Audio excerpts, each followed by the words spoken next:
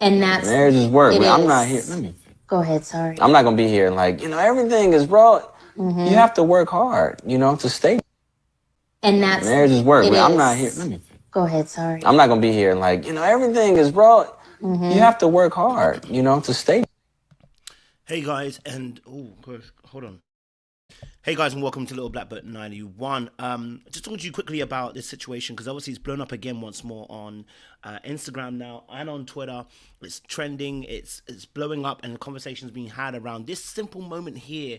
And so I wanted to quickly talk about this because I think this also came up in Married at First Sight, and it's funny how people react to different things when different people are involved. I want to be very, very clear with you. As from a relationship breakdown standpoint, like breaking things down in a healthy dynamic, two things are going on here. Number one, let's talk about the two things happening. Him first and foremost. The let me finish was a little bit sharp. Let's be freaking real. It was a little bit sharp. Okay, all right. Which is why her face went. Okay, she knew that she messed up, but it was a little bit sharp. Okay. Number two, continually interrupting somebody whilst they're trying to have a thought process, which she does do through the course of the podcast, but he does a little bit as well, can be very annoying. And I want to be very frank with you, in a relationship, let people land, okay? I know it sounds cute, doing the back and forth, but a lot of people don't like that when they're trying to get their thoughts off, especially if it's something that they're considered to be very deep or vulnerable at that moment. Learn how to do that. And so we're going to discuss that really quickly on this particular video and to kind of help people understand where this can be improved in a relationship. So if you're new to the channel, do me a massive favor, like it, share, subscribe, click on that bell button for notification up. Lows, we appreciate you guys. Stay locked and stay loaded. And for those of you who are returnees, you know what it is, baby.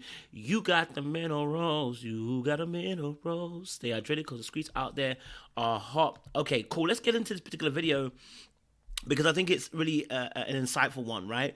Now, that video obviously shows, Tia and Cory on Black Love, and I broke down this in a much more detailed way in terms of body language. But I'm just going to focus on this and this conversation that's been had, which is this him being too much in this moment? And I said the two things earlier on. Let's deal with him first, and we'll deal with her. Number one, if we were to say, can there be an improvement in the way to deal with certain situations? Yes, we can look at Cory and be like, Cory, the way that you said, let me finish, had some sharpness to it. You were clearly annoyed in that moment and frustrated, and it came out, right? It happens in relationships. You get frustrated, you get annoyed, it happens, and you say something. Now, clearly, whenever I see Cory and Tia together, he tends to be the quiet one. So, do you know what I realize with people that are a bit more quieter and people who struggle to express themselves? I'm not saying that he actually struggles to express himself, but he's definitely quieter.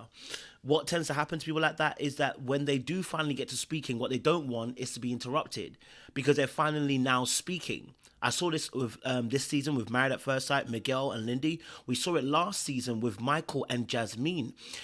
We've seen it. It's a regular occurrence where people who are more quieter, who finally start to speak, they don't want to be interrupted because they finally are speaking. You speak all the time. Why are you speaking again? Keep zip. Hold off. It's okay. And that's sometimes what makes the frustration even more in that moment. Now, I'll see some of the comments around this particular video, and there's a whole debate about it. I think it's worse on Twitter than it is on Instagram. I was on Spiritual World, and I saw some of the comments that were being made. And, a majority of people on Instagram were saying there's nothing really wrong here. Most, even women were saying, I get it. We talk too much sometimes, and sometimes you just got to tell them to keep quiet. And so, yeah, I think on Insta it was different, but on Twitter, the think pieces were thinking, okay?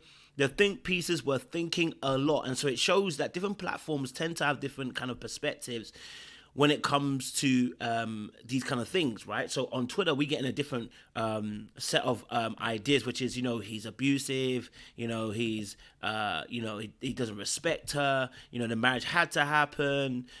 People start putting out receipts on different videos. They started screening in a shot of her just making that face, saying this is when she should have left the marriage, or this is when when you want to show your ass and you're about to go out. Some people are saying it's a microaggressions. Somebody are saying I could tell he's a little bit mean.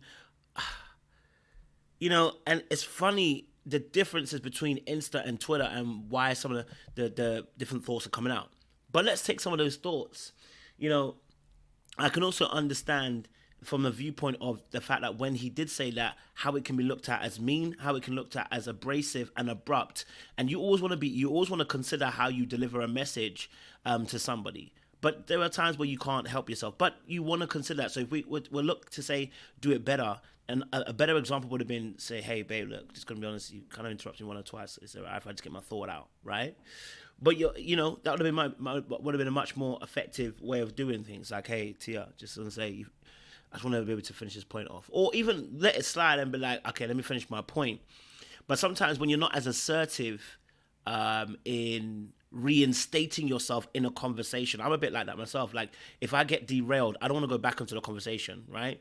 I'm not going to tell you to let me finish. That's not my kind of thing. But that's him. His frustration kind of boiled up a little bit, and that's what he said, those points, because that person keeps interrupting. So I totally get that, but there could have been a better way. In fact, there is a better way to kind of address that and say, hey, babe, look, let me finish this point off quickly. Let me reinstate myself back into the conversation and say X, Y, and Z.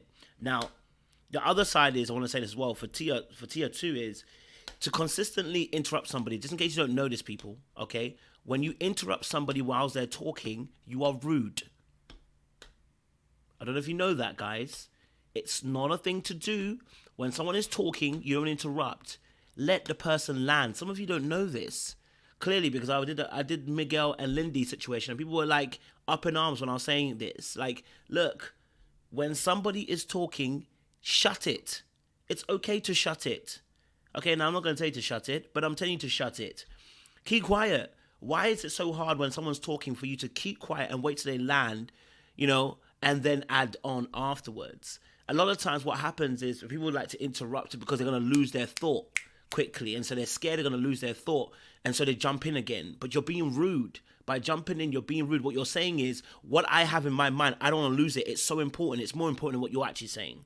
And some people don't really realize that because they're only thinking about themselves. You don't realize you're thinking about you. Now, you're not trying to intentionally be rude, but you don't realize your inconsiderateness is being rude. Because if the person's thinking, trying to get their thought out, you know, something that, okay, so you guys have seen me, if you've been on my channel, maybe you're new here, so you won't have seen the same content, but I do a lot of interviews with people, right? When I do interviews, what I tend to do is I let people land. I even enjoy silence for a period or two, right? Because what I want that person to do is have that time to think. If you ever coached with me, there's an uncomfortable silence that sometimes happens where the person will talk for 2 minutes, I'll just rest and I'll look at you.